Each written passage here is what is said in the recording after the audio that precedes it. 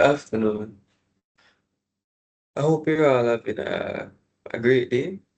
Hope you're excited to get to know me as a beginning teacher. No, my name is Jemoy Thomas. I am a final year student of Sam Sharp Teachers College. My course of study looks at primary education with an emphasis at mathematics and science. Now, as a teacher, my background looks at how to create an inclusive environment for all learners, right? What I normally do is encourage my students to work together, which fosters growth, communication, right? I normally make sure that my environment is very diverse, so from students of all levels who work together, right? I always encourage students to work together. In addition, I have five 5 months of teaching practice at the primary level, right? And normally I've learned how to develop lesson plans according to the 5 E's, right? How to use Bloom taxonomy to create specific objectives, right? And complex objectives, which in turns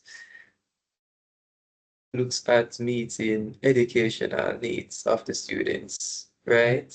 Now, as a mathematics and science teacher, you have to always incorporate a lot of hands-on activities for students to think outside of the box. They have to think critically and independently in order for them to really as develop their true potential, right? And reach their academic goal, right?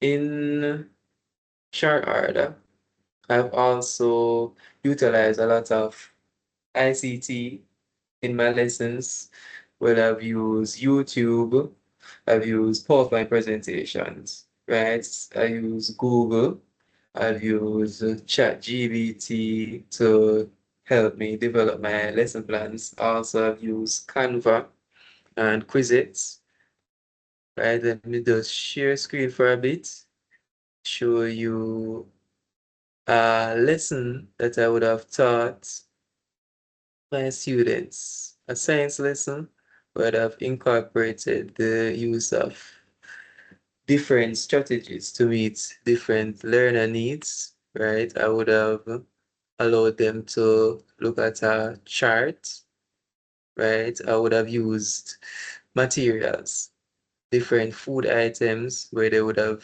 physically put it on their tongue, right? Allow them to provide feedback on what they would have learned also, and listen to audio, watch video, right?